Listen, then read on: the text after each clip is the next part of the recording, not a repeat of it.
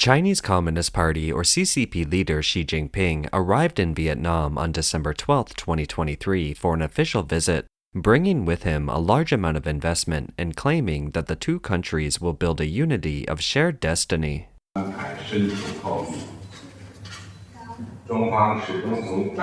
China always sees its relations with Vietnam from a strategic and long-term perspective and regards Vietnam as a priority in its neighborhood diplomacy. With a view to seeking national development, happiness for the people, as well as progress for mankind, I would like to announce with you the new positioning of the relationship between the two parties and countries, which is the building of a China-Vietnam community with a shared future that carries strategic significance on the basis of deepening the China-Vietnam Comprehensive Strategic Cooperative Partnership. So, does Vietnam really intend to tie itself to the CCP and build a unity of shared destiny? In recent years, Vietnam has been absorbing China's manufacturing industry and playing an increasingly important role in the global supply chain. So, why is the Beijing government offering Vietnam a big gift package as a gesture of goodwill at this time? In this episode, we will explore these issues. Xi's trip coincides with the 15th anniversary of the establishment of the so-called Comprehensive Strategic Partnership between China and Vietnam, and marks Xi's first visit to Vietnam in 6 years, a state visit that came 3 months after the US President Joe Biden's visit to Hanoi. In the history of international diplomacy in 2023, Vietnam is the only country to have hosted the heads of state of the US and China. The Chinese official media have been making a lot of hype, saying that all sectors in Vietnam are warmly looking forward to Xi's visit, that China and Vietnam share the same aspirations, and that this will be a trip to follow up on the past and start a new era, etc. Even Xi Jinping himself took part in the hype. Comrade General Secretary, you are my old and good friend. During your visit to China at the end of last year, we agreed to meet in Hanoi. Today I am here, as promised, to complete the third round of mutual visits with you. Visiting Hanoi after 6 years, I feel the profound friendship of the party, government, and people of Vietnam. The welcome ceremony just now is the highest courtesy, and I can feel your thoughtful arrangement and deep friendship. China and Vietnam share similar ideologies, and China is Vietnam's largest trading partner. The Vietnamese side treated Mr. and Mrs. Xi with a high level of courtesy during their visit and showed a very friendly gesture. Dear comrades from Vietnam and China, on behalf of the Communist Party of Vietnam, the Socialist Republic of Vietnam, and the Vietnamese people, I would like to warmly welcome you, Comrade General Secretary and President Xi Jinping, to pay a state visit to Vietnam with your wife, Professor Peng Liyuan, and other senior Chinese officials. You are an outstanding leader who enjoys popular trust among the Chinese people and is cordial and important comrade and friend of the CPV and the Vietnamese people. I sincerely wish and firmly believe your visit to be a complete success and serve as a historic milestone for elevating the relations between the two parties and the two countries to a new level. Such courtesy is worthwhile as Xi looked like Santa Claus, bringing a big gift package to Vietnam. The two countries have signed a number of agreements. China is willing to open its doors further to Vietnamese agricultural products. China also expressed its willingness to strengthen China-Vietnam economic, trade, and investment cooperation, and to promote practical cooperation between the two sides in areas such as digital economy, new energy, and infrastructure. The Chinese side is also ready to provide Vietnam with funds to facilitate the construction of a railroad from Kunming, the capital of China's Yunnan province, to the third largest city in Vietnam, Haiphong, as well as other transportation links from southern China to Hanoi, Vietnam's capital. The key point is that all these are free. No one knows exactly how much these projects will cost or how much money will be involved, except that China is in the midst of an unprecedented economic crisis. Of course, General Secretary Xi received a gift, a painting by a Vietnamese artist. Vietnam said, "Although it's not worth much, it represents our brotherly love." Anh cũng không phải là nghệ sĩ chuyên trách giỏi lắm đâu. Từ trong Việt Nam, Sài Gòn nữa. Thế mới mang ra tặng cho tôi. Chắc là nó biết tin là tôi sắp đón đồng chí sao? Cũng chưa được hoàn hảo lắm. Đồng chí đây, đồng chí có nhận ra.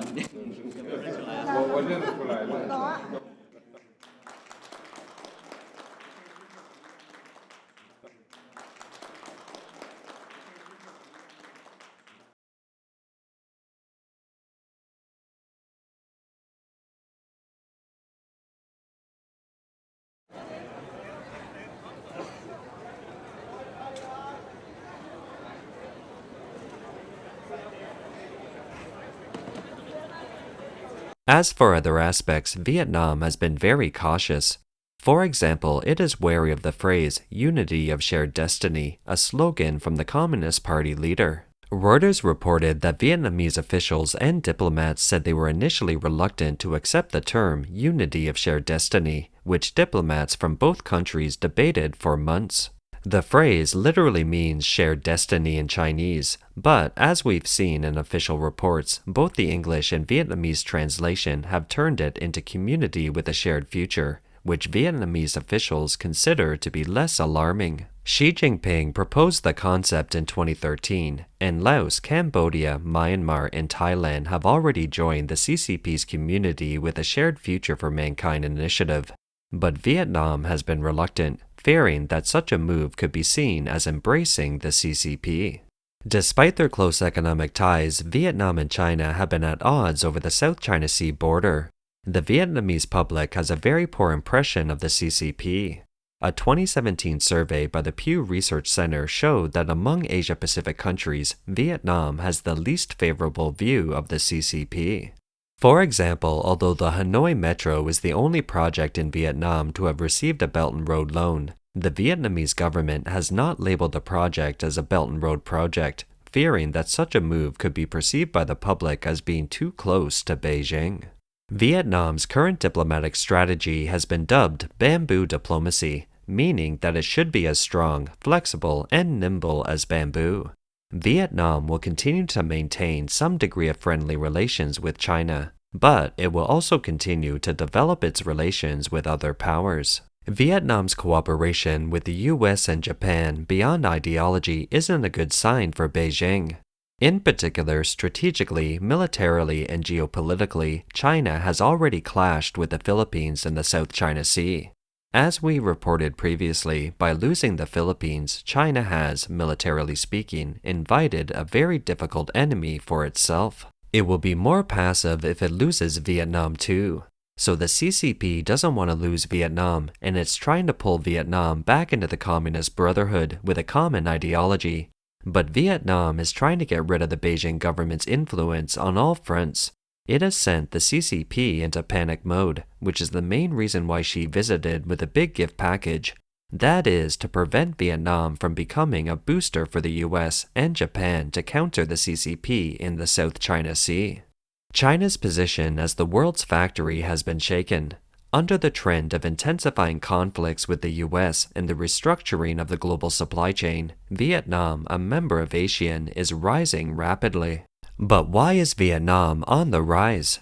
The key to Vietnam's ability to attract large amounts of foreign investment and enhance its relations with the US and Japan is that over the past decade or so, Vietnam has embarked on a path of development that is in line with the world's general trend. This is exactly the opposite of the current course pursued by Red China, which is turning to the left and taking a socialist radical approach. As early as February 2006, the Central Committee of the Communist Party of Vietnam, CPV, made public a draft political report, inviting the media and the people to freely comment on it, and that report included the abandonment of a one-party dictatorship. After removing the party ban and implementing direct election of the National Assembly, Vietnam eliminated the newspaper ban. Vietnam has also become judicially independent, avoiding the party prevails over the law. Recently, in order to eliminate judicial corruption, it made a series of efforts to improve judicial transparency, such as inviting Japan to help improve its own judicial system and strengthening public scrutiny. In terms of anti-corruption initiatives, Vietnam has established a property declaration system for officials since March 2012. On October 11, 2023, the government of Vietnam issued the National Anti-Corruption Strategy to year 2030, which includes active engagement and prevention, as well as improving the efficiency of international cooperation in the fight against corruption. It also includes the full implementation of the rights and obligations of the member states of the United Nations Convention Against Corruption. All these moves demonstrate that Vietnam's anti-corruption is different from the anti-corruption with the CCP characteristics. Over the past decade, Vietnam has participated in 7 of the 9 core human rights conventions of the United Nations and 25 conventions of the International Labor Organization.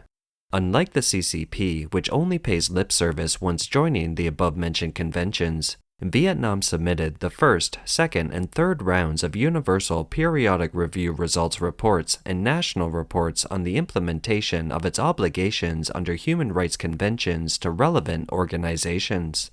Imagine if Vietnam were like North Korea and the CCP, it wouldn't have attracted the attention of foreign businessmen just the same.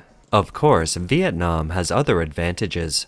For example, its population. Vietnam has been booming for years. Relatively low wages and a young population provide Vietnam with a solid labor force and consumer base, which strengthens the case for investing in the country. Vietnam's population is expected to exceed 100 million by the end of 2023, according to the official Vietnam news agency. Vietnam is in a golden demographic period, with nearly 70% of the population in the working age.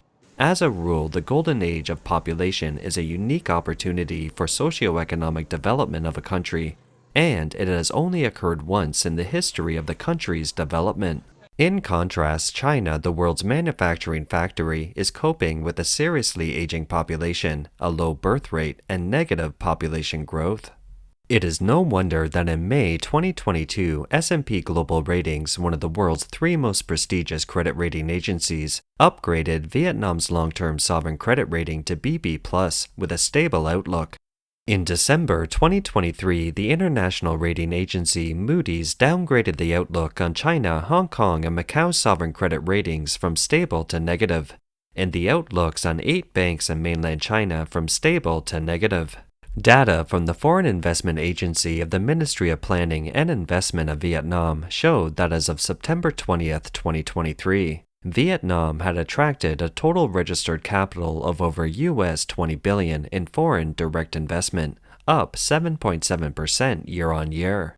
Vietnam has attracted foreign investment from 142 countries and territories according to official data.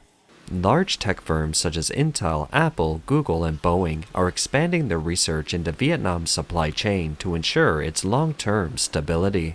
We see a very strong surge in leasing inquiries by more than 75% year-on-year. More than 40% of Vietnam's total exports are actually made up of high-tech related goods. And this is also similarly reflected in our tenants profile, where more than 40% of our ready-built factory space taken up by tenants are from high-tech and related electronics-related industry. Following the US-China trade war, the US implemented several policies to deal with the CCP, one of the key policies being high tariffs.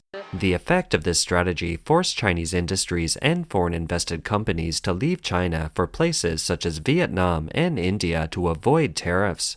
Vietnam has become an important alternative. Many countries are pursuing a strategy of China plus one, whereby a portion of the capital that would otherwise be invested directly in China is relocated to a third-party country in the vicinity of China.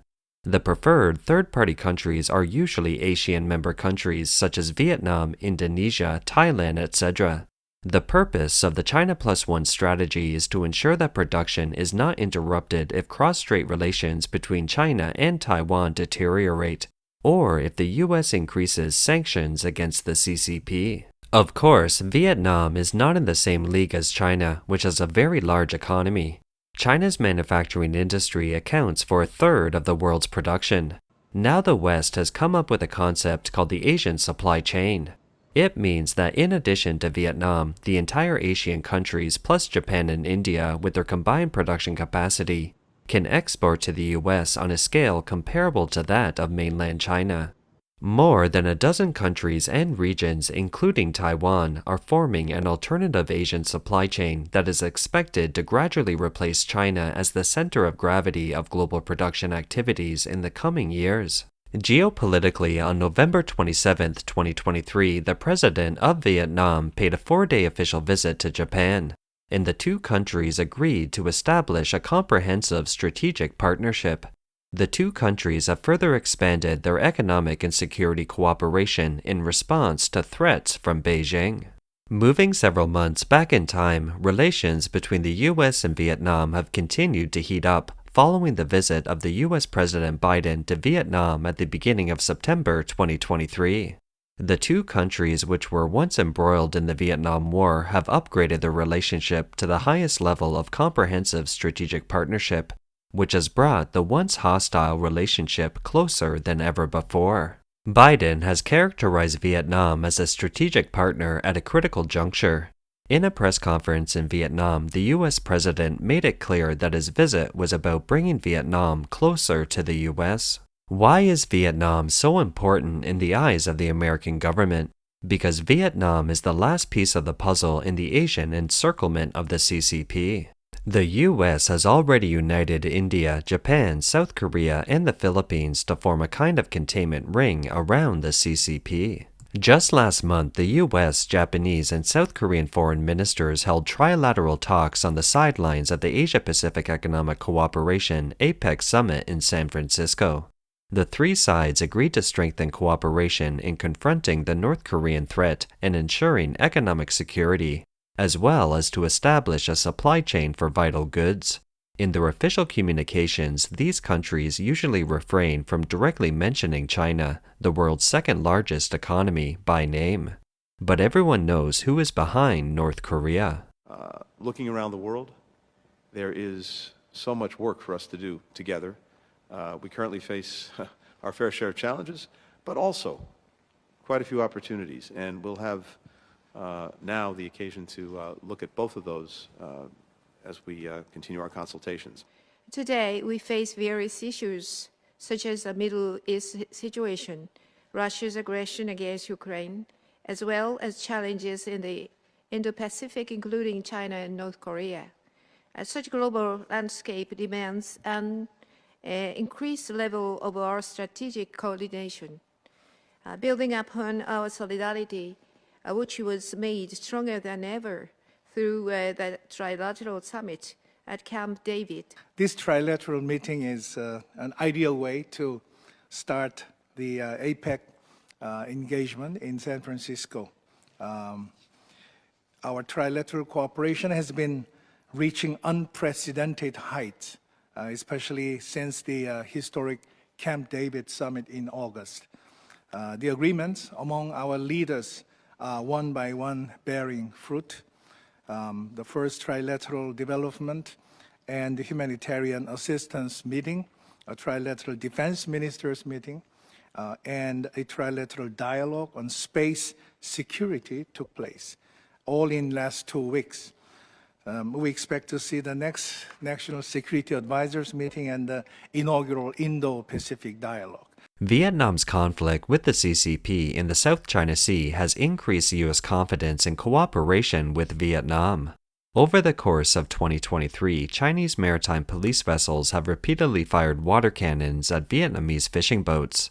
In addition, satellite images show that the Chinese are building airports on islands that Vietnam claims as its territory. In contrast to Beijing, Washington offers significantly better prospects for cooperation. Shortly after Biden arrived in Vietnam in September, the White House announced a new semiconductor cooperation program. In a statement, the White House said, "The United States recognizes Vietnam's potential to play a key role in building a resilient semiconductor supply chain." The semiconductor industry has become a major cause of tension in the U.S.-China relationship. The U.S. restricts the export of advanced semiconductor technology and equipment to China. It has turned to Vietnam as a trusted partner to supply chips. Intel, the California-based chipmaker, has invested $1.5 billion in a huge campus outside Ho Chi Minh City, Vietnam, which is said to be Intel's largest single assembly and testing facility in the world. To address the shortage of engineers in the chip industry in Vietnam, the US and Vietnam announced the launch of a comprehensive workforce development program to develop hands-on teaching laboratories and training programs for semiconductor assembly, testing, and packaging. The US government will provide $2 million in initial funding to launch these initiatives, which will be supported by the Vietnamese government and private sector in the future. The choices and balances that Vietnam will make in this once-in-a-lifetime opportunity are predictable. The visit of the CCP leader to Vietnam may appear enticing, but the gift package shouldn't be able to buy back the heart of Vietnam, the CCP's once little brother.